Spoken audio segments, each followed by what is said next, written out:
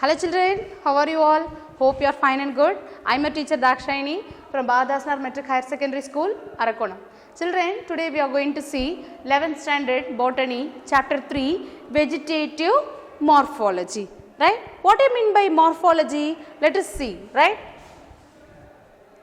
So, what is morphology? Morphology is the study of morphology. Morphology, it is a study of external features. Study of external features. Okay, for example, if you see a plant, what are all the things you say, children? Yes, you look into its leaves, stem, and sometimes we can see in some plants the roots are also visible. So, the studying about the physical appearance or the external characteristics of the plant or animal, we say it as morphology. Right? For example, if you take a plant, I told you stem, roots, leaves, branches, everything is visible, right? Likewise, in human beings also, what are all the things visible? Maybe eyes, what helps in vision, smell, what's the function of hands. So, these are all the external things we can see.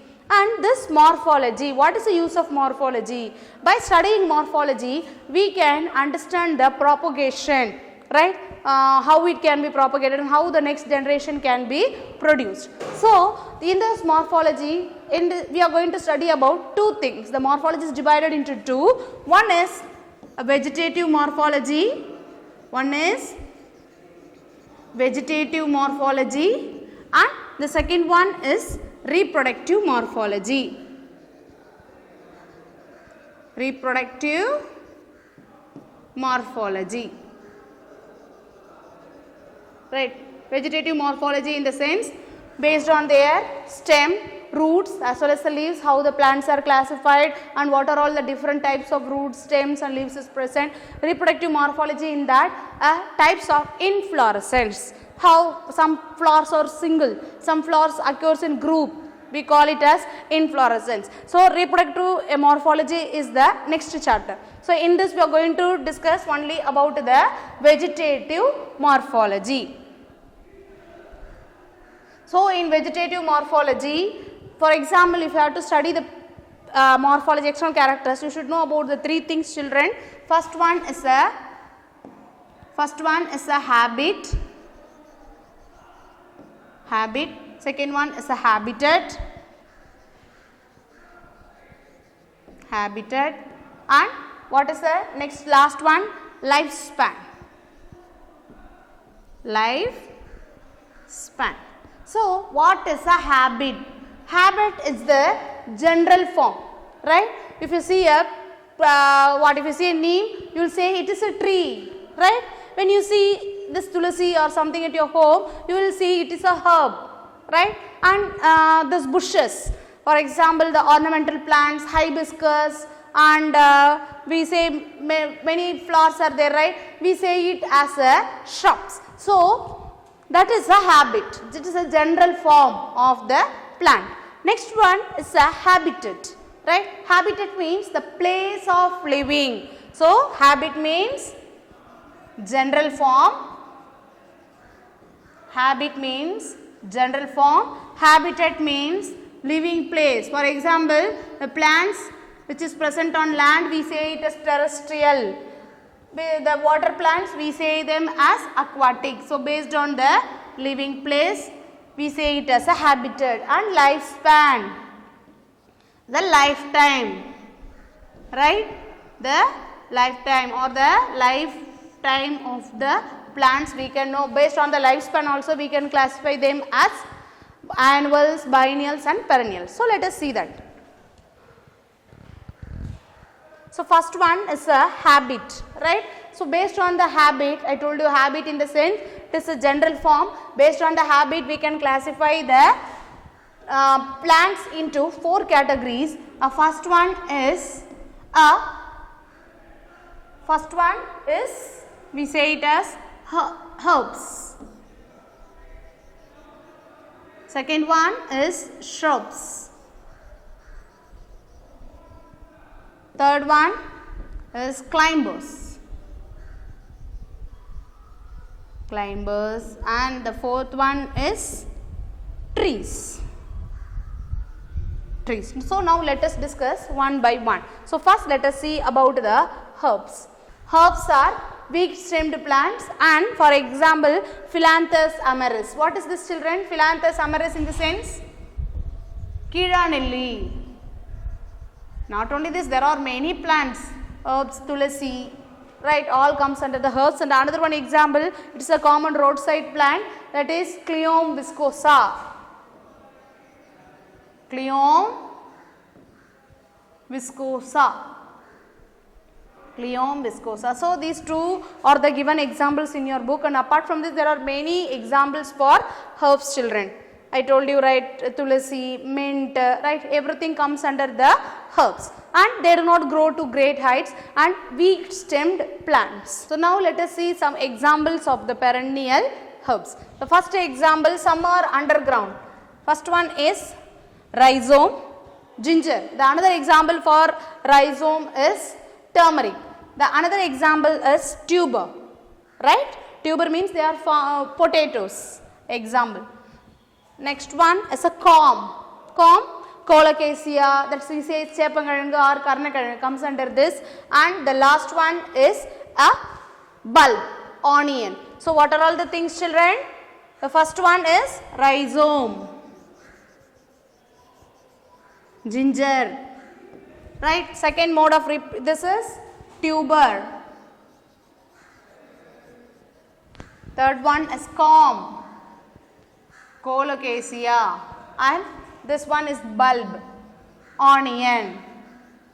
And what is the scientific name of onion, children? Allium cepa. So these are undergrounds, right? These plants are found, the main part of the is found underground, right? So we say them as geophytes. The plants that is underground, we say them as geophytes.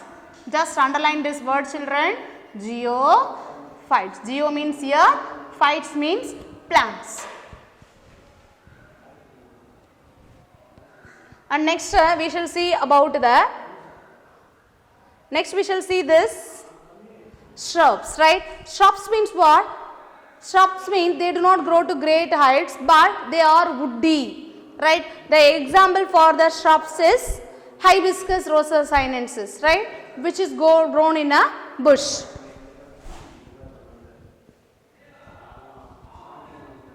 And next type is a climbers, right? The climbers, they possess a weak stem. The stems are weak and they depend on the, and stems are not woody also, but they depend on the other plants for the climbing. For their survival, they depend on the other plants. So such plants we say them as climbers. In Tamil we say as kodi, right? For example, you can see avaraka, right, what we use in our life, and some things. What are the some other climbers, children? This pudalangai, bitter gourd, pagarkai, everything comes under this climbers only. And next we shall see some of the climbers which are woody. Just see this, children, it is seen in the tropical rainforest and it is very thick, right? It is a climber, but it is very thick and woody, and it is annual also. The example for this plant is, we can say them as lianas. The woody climbers which is found in the tropical forest, we say them as lianas. So now let us see some other examples of this climbers. Just look into this, children. This is a plant, right, and it is a sea bean, right, and bougainvillea. These two are also the examples of climbers, but they are woody, right. Next habit we are going to see about the trees. We have discussed about the, first we discussed about herbs, next shrubs, climbers, and this finally in the habit we are going to discuss about the trees, right. Trees are very woody, right, branched, and that we say them as a trunk. For example, in case of herbs or shrubs we say them as a stem, but in the case of the trees we say the woody bark as trunk. as trunk. Right, and base trees can be classified into two. One is branched and another one is unbranched. If the trunk, from the trunk if many branches arises, they are said to be branched. Examples is mango tree and sapota. They both are the examples of branched trees. Next, let us see some examples for the unbranched trees. The unbranched trees examples are coconut and palm tree. Right, you all know coconut, it is unbranched, right? And this unbranched trunk we say them as caudex. Caudex, and the example for this is one is coconut, another one is palm, right? The scientific name we can write as Palmyra. So, unbranched trees. Next, we are going to see about the habitat. First we discussed about the habit. Now we are going to discuss about the habitat. Habitat means, I told you, it is a living place. The place where the animal or a plant lives, we say them as a habitat. Some plants, they grow on land. Such plants we say them as terrestrial. So the plants that grows on land, we say them as terrestrial. Many of the plants, right? Teak, right? Teak wood, sapota, mango, coconut, everything comes under the terrestrial plants. And some plants, majority we grow here are terrestrial, but some plants are aquatic. For example, you can see this Vallisneria. Some plants are aquatic, they are found submerged or found floating on the water, lotus, lily. So the plants which grow in water, we say them as aquatic. So the next we are going to classify the plants based on their lifespan. Right, some plants may survive for only 1 year and immediately after that they die. Some plants survive for 2 years. For example, if you take a banyan tree, it lives for 100 years, right? And what is in the case of this mango tree, neem tree, it lives for many years, right? So based on their lifespan, we can classify them into 3 types. The first one is annuals. Second one is biennials, and the third one is perennials. So now let us see one by one. So annuals, right? The plants which complete their life cycle within a year, right? As well as they produces leaves, roots, everything, and produces fruits and die within 1 year, we say them as annuals. So the plants which complete their life cycle in a year, we call them as annuals. The example for annuals, let us see now. The first example is maize plant. And the second one is watermelon.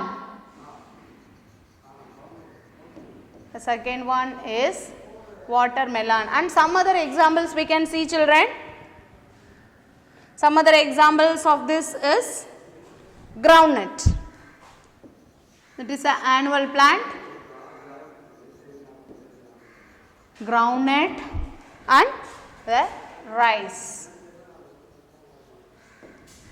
So annuals. Now let us see the biennials. Biennials in the sense they live for 2 years. The first year for the vegetative growth, that is the plant grows without producing the flowers, but the second year fully reproduction takes place. So if the lifespan of the plant is 2 years, if the first year for vegetative growth and second one is for reproductive growth, we classify them as biennials. The example for biennials, the first one is carrot,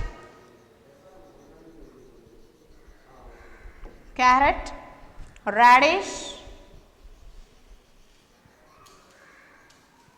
and cabbage.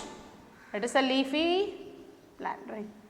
Leafy vegetable, cabbage. They three are biennials.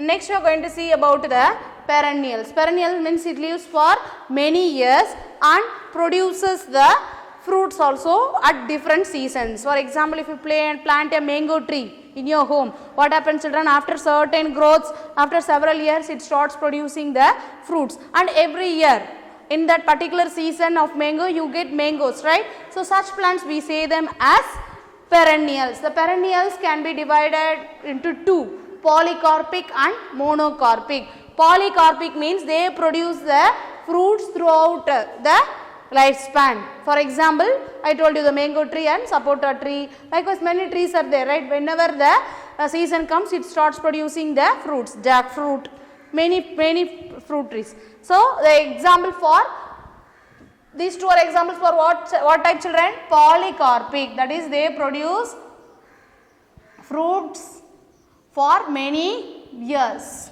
right? Next, we are going to see about the monocarpic. What do you mean by monocarpic? And this one, the examples we can say them as, first one is musa and bamboo. Have you all seen musa, that is varai maram at your home children?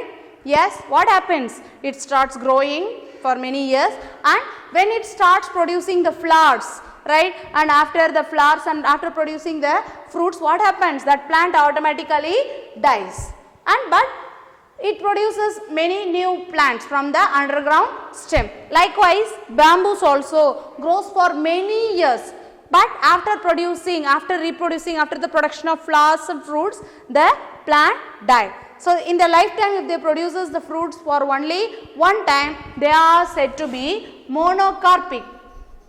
Monocarpic.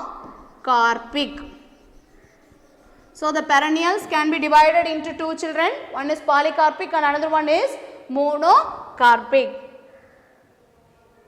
So, children, let us recap what are all the things we studied. First, we studied what is morphology and what is vegetative morphology, and we classified the plants into three. First one is habit. Based on their habit, how we classified? We classified them as herbs, shrubs,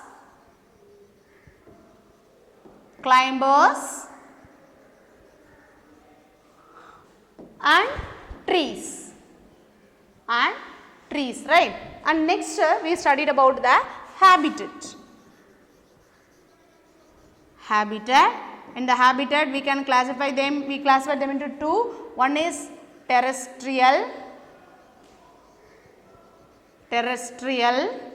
and second one is aquatic.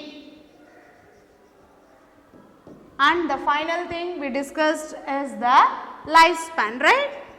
Yes, very good. We discussed about the lifespan, and based on the lifespan we classified the plants into two: annuals, right? If the lifetime is 1 year, we say them as annuals.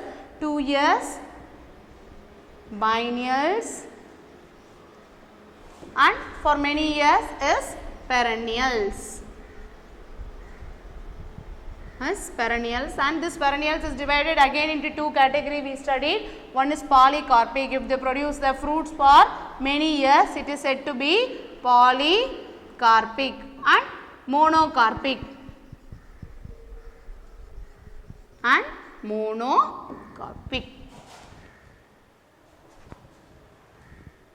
So, children, with this session comes to an end.